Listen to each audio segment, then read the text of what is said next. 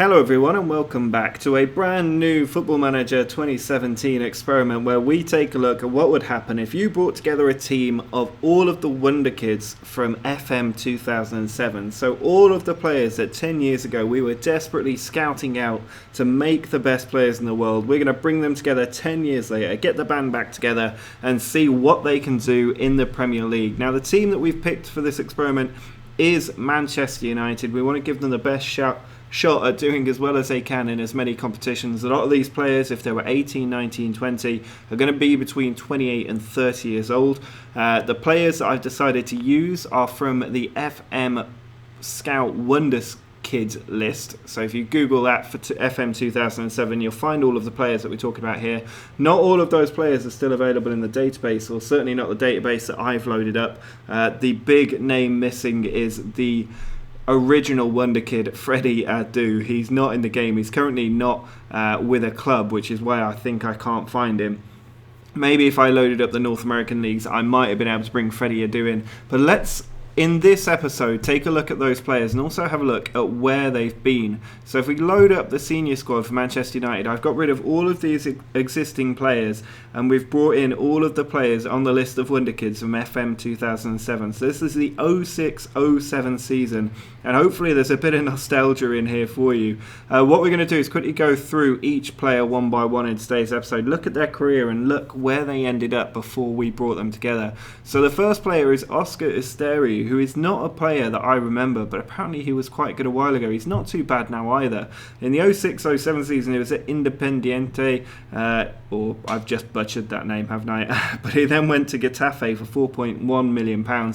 He never really achieved too much at Getafe, returning to Boca, bit of time at Almeria. He did go to Sunderland for a short time, but mostly spent his time in South America, and then he's currently at Atlas. The next name is a classic though, it's Ochoa. If you haven't signed Ochoa at some point in the last 10 years of Football Manager, you haven't played the game properly. He is an absolute legend. He was at America in Mexico 10 years ago. He spent a long time there, moved to AC Ajaco where he played quite regularly, moved to Malaga, that was his big move, but it never really worked out for him, and he went back to Granada on loan, and we've snapped him up from Malaga since then.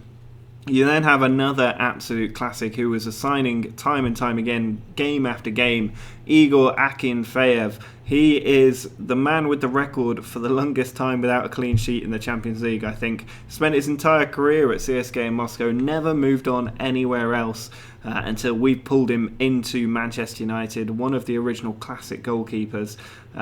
We also have Micah Richards, who fell from grace so quickly.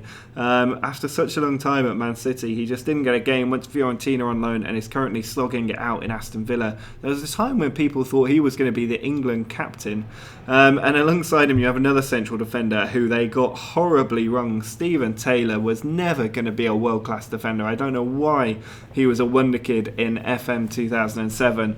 But if we look at his career stats, you can see he spent most of his career at Newcastle. He did then go to the MLS for a short time and is currently with Ipswich in the Championship, not really playing much football. Another player that I don't remember, Athami, was listed. He's 30 years old now.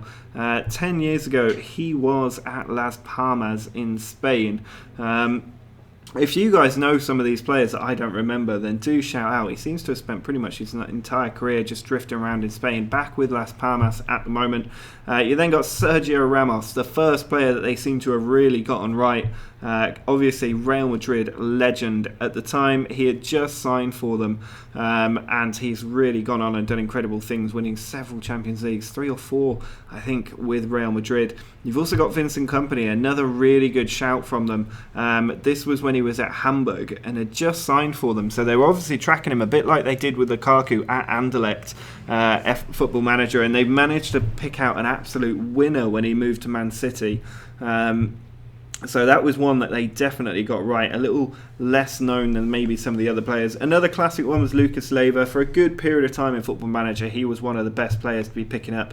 I signed him a few times as well. He was still in Brazil when this Wonderkid list was put together. He obviously moved to Liverpool and did great things with them as well. And still there at the moment, I think. He might actually have left. Did he leave for Napoli? I can't remember. John Obi Mikel, another player who I remember at the time was between Chelsea and Manchester United as to what club he was going to move to. He did in the end move to Chelsea, and was very, very highly rated by the game for quite some time, despite never really hitting those heights in real life. You've also got Rafinha, obviously a very good player, currently with Bayern Munich. He was with Schalke at the time, spent a bit of time in Italy as well, but made his name at Bayern Munich, where he still plays quite regularly in that right wing-back sort of position. You've also got Leighton Baines. He was down there as a great youth prospect 10 years ago when he was at Wigan. That feels like such a long time ago, the Leighton Baines was at Wigan, but he was always meant to be a great England left-back, but he never really played that much for England, if I remember right. How many caps has he got for England? He's got 30 caps, that's more than I thought, but didn't quite get the opportunities because of Ashley Cole's position in the team. You then got Marcelo, another player that they got very much right. He was 18 at the time when they put this list together. He just signed for Real Madrid, which is why he was so highly rated, leaving Brazil to move to Real Madrid, where he spent his entire career since and is still there now. You've then got Per Skelberd, who's another player I haven't heard of. He's quite highly rated though, 29 years old now, with Hertha Berlin. He's worth about £10 million in the game at the moment, but he was at Rosenborg at the time. Did move to Hamburg, but never really achieved what Football Manager thought he would.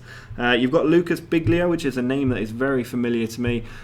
He was at Anderlecht at the time, having been another player who just left South America. Most of the regions did come from South America. It's just been a breeding ground for great FM Wonderkids for so long. It's where you always scout first, and this is just another example of a player that was like that. Moved to Anderlecht, but never really developed that much. He did have a bit of time at Lazio, and he's been playing quite regularly there for them. If we have a look next at Freddie Guarin, he is definitely a name everybody should remember. He was brilliant as a Wonderkid 10 years ago when he was still at Saint Etienne, having just left Colombia to go to Saint Etienne. He was such a high prospect. He did move to Porto for not so much money, but didn't really do that well there. Then moved to Inter for £9.5 million. Spent quite a bit of time there, playing a lot of games, and is currently in China. Quite a few of these players have ended up in China, maybe their name and reputation helping them get those moves. He's then got Renato Augusto, another big name. He's worth £15.5 million. He's another player who's currently in China. He spent a bit of time at Leverkusen after his reputation was blown up so much by Football Manager, and then he moved to Corinthians afterwards. Currently in Beijing in China. We've also got Raul Garcia, not a name that I remember too well as a Wonderkid, but big player for Atletico Madrid. Has been a mainstay of Simeone's team for quite some time, and then currently at Atletico Bilbao after leaving Madrid. Solomon Kalou, a name very familiar to Chelsea fans. He was a big name. He just moved to Chelsea. A lot of these players get in their Wonderkid status because they were players picked up by big clubs, which I think you can see why that correlation exists. At Chelsea, he did have quite a good career, but he did drift off towards the end. Rejuvenated at Lille and is currently at Hertha Berlin. I can't remember if he was part of the Lille team that actually won the title way back when. It doesn't look like he was. No, he finished third once, but he wasn't part of the Lille team that won the title in France before PSG brought all their money in. Jonathan de Guzman still kicking it around quite a bit, currently with Chievo in Italy, having been at Napoli as their main player for a while. Had that bit of period of time where he's at Swansea as well, on loan for 2 seasons, but didn't make that move permanent. Villarreal in there as well. At the time, 10 years ago, he was a final player. He was a very, very good Wonderkid. Sherman Cardenas, not a player that I remember at all. I certainly don't remember signing him. He was in Colombia at the time, spent pretty much his entire career there, and never really got a big move to Europe. Nani, obviously on this list as a Manchester United Wonderkid. He was still at Sporting actually at the time. He hadn't moved to Manchester United, but he did the following season for £17 million. Won a lot of trophies there, but never really became a mainstay of the team at any point. And then eventually moved back to Sporting, where he had a bit of a renaissance, moved to Fenerbahce, and in this game is currently earning an enormous amount of money in wages at Valencia. You've then got David Silva, who obviously did go on to do really great things. 10 years ago, he had just really started to establish himself in Spanish football with Valencia. He spent a few more years there before being snapped up by Man City, where he really became a world-class player. No doubt the Football Manager absolutely nailed that decision. You've got Anderson in here as well, who was once the winner of the European Golden Boy, or World Golden Boy. I can't remember what the name of that medal is. But he was a huge signing for Manchester United at the time. But again, never really reached the kind of ability that we thought he'd have. He had a bit of a decent time with Porto, but with Manchester United, never established himself in the team, and is now back in Brazil.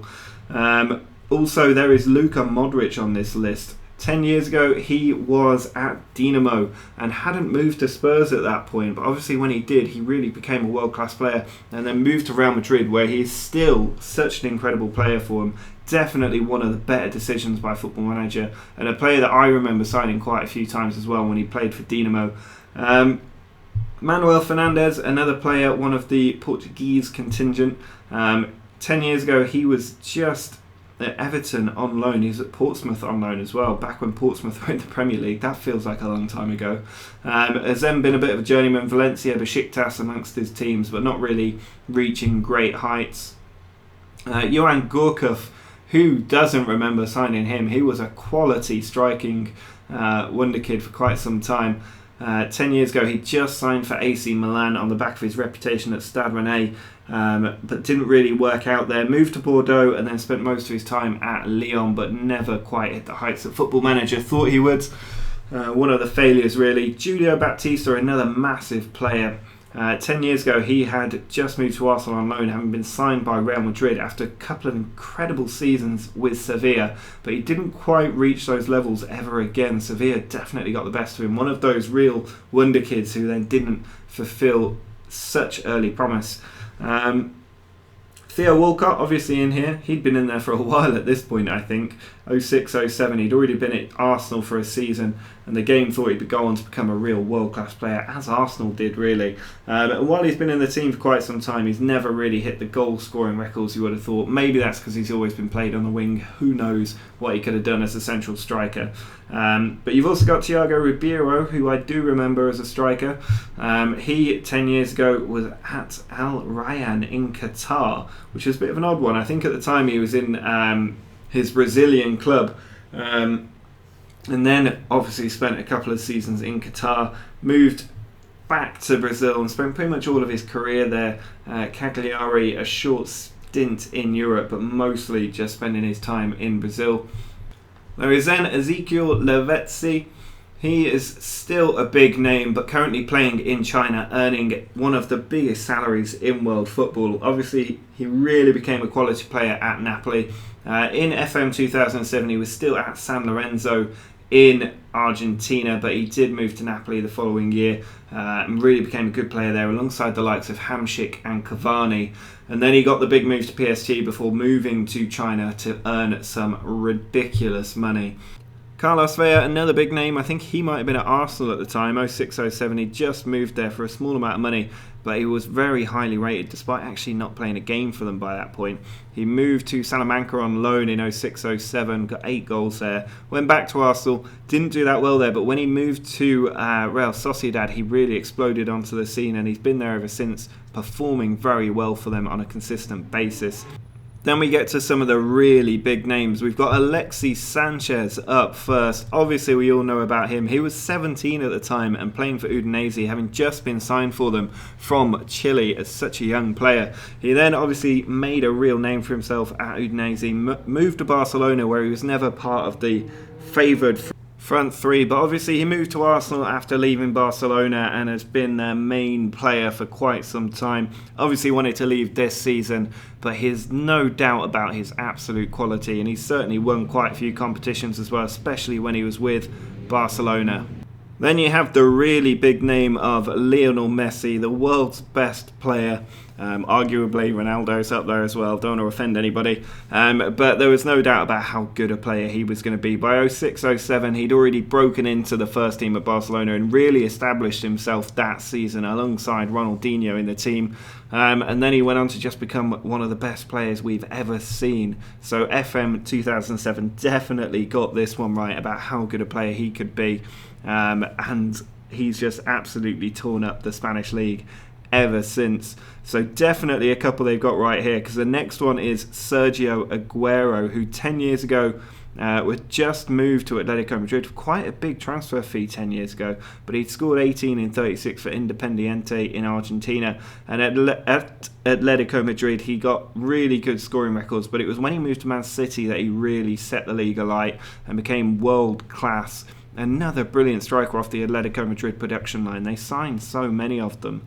And then we have two strikers who are maybe not turned into the players we thought they would. The first one, Joe, I think Man City expected a lot from him when they signed him in 2008-09, but at the time he was in CSK in Moscow and he was scoring quite a few goals for them, the 14 and 18 particularly. But he'd done well in Brazil, went to Russia, and then finally Man City snapped him up and he just did not perform. And he had a little bit of a renaissance around 2014, I think, certainly 2012 when he got 10 and 29, and he got into the Brazil squad mostly because they just didn't have anybody else to play there. He then moved to the Middle East, moved to China, and is currently back with Corinthians trying to get some goals on the board. And then finally we have Hugo Rodallega, absolute legend for Wigan, but never really did the great things that the game thought he would in 06-07 when he was still in Mexico. He bounced around a couple of clubs there and got quite a few goals for Necaxa before moving to Wigan, but he never really did that much with them. Moved to Fulham, again didn't perform that well, and ended up in Turkey where he still is currently with Trabzonspor, but he did well for this team in the Turkish Super League at 19 and 34, not bad for a free transfer that. So that is the team of Wonderkids 10 years later. This is where all of those players are. Obviously there will be other players that weren't on the FM Scout list who weren't in my database. Let me know in the comments if there are other players that you would like to see. I'm thinking of turning this into a bit of a regular series as well, so we'll take a look at FM 2008 after this one. We'll do one more part of this experiment where we actually go forward 2 years in time and we see what this team can achieve, because I think after 2 years they're all going to be 30 odd years old and it's not really going to have the same kind of effect. But while they're 28, 29, it's actually a really good time to get them in. And obviously as we go through further seasons, we'll get to see more and more players playing for longer and longer. By the time we get to FM 2012 or something like that, they'll still be mid-20s 10 years later, so it won't be too bad. But do drop a like on this video if you're intrigued to see how these players are going to do 10 years from now. We'll do the next episode in just a couple of days' time, so do subscribe if you want to see that when it comes up. But until next time, see ya!